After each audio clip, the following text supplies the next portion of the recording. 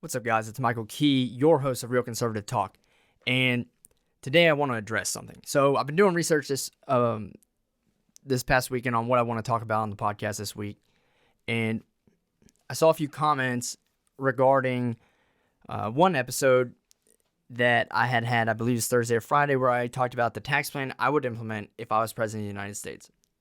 And just to recap, this tax plan talked about lowering the income tax rate to a flat tax of 10%, cutting out the 12.4% we pay towards Social Security and reallocating that money towards something like a 401k or another investment account.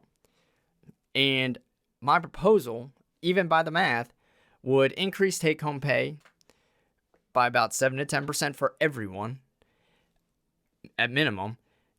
And for the lower middle class people, would increase the household wealth by about $1 to $2 million at retirement.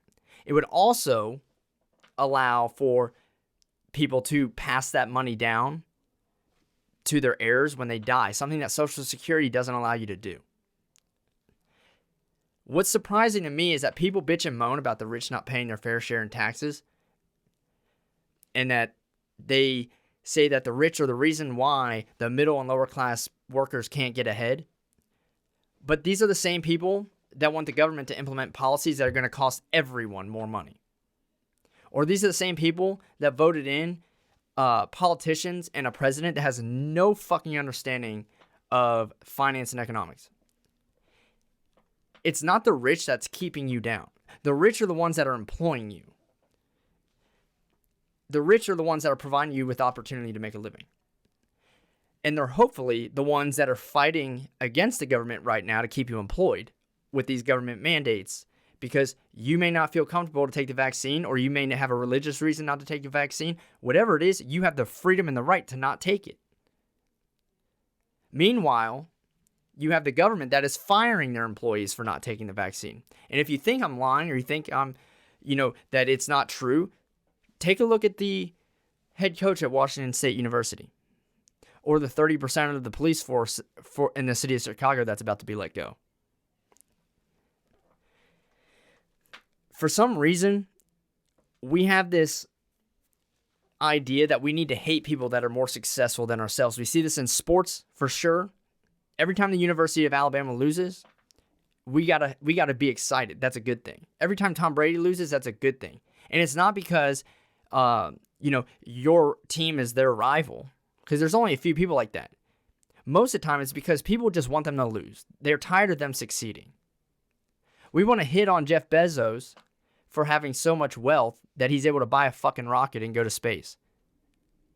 Meanwhile, the same people that are mad about him doing that are the ones that were ordering necessities online at Amazon so that they could get it in same-day delivery, while the government was telling them they had to stay at the fucking house. Or we want to get on Microsoft for whatever reason, but they don't realize that Microsoft is a lot of the reason that they were able to sit at home and work from home and earn an income and not lose their job, while the government told you weren't allowed to go to the fucking office and work. How many of you have a Facebook page for your business? How many of you have a website for your business that I can go on Google and search for and then buy products online from you and have it shipped through Amazon, FedEx, or UPS? How many of you promote your company on YouTube? How many of you sold clothes through your little boutiques on Facebook Live before the pandemic hit to make some side income? Or even a lot of people made a good living doing it. Or how many of you go to some Forex platform and run your fucking Ponzi schemes, your little Forex Ponzi schemes, ripping people off so you can make money and use social media?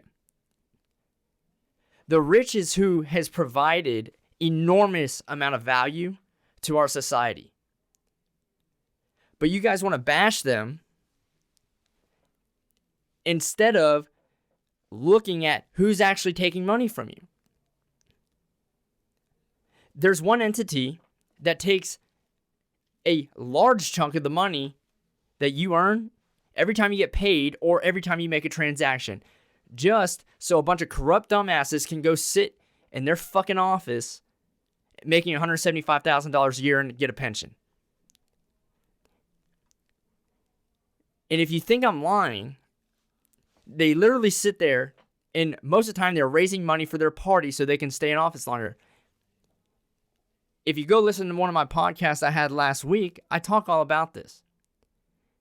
When they get on these House committees, it's not because of experience and that they know what the fuck they're doing. It's because they raise more money than someone. And I've even, in the description of these podcasts, I attach all of the research and sources that I get my information from, and try to get it from very credible sources. So this stuff is not just out of nowhere or made up. This is real stuff.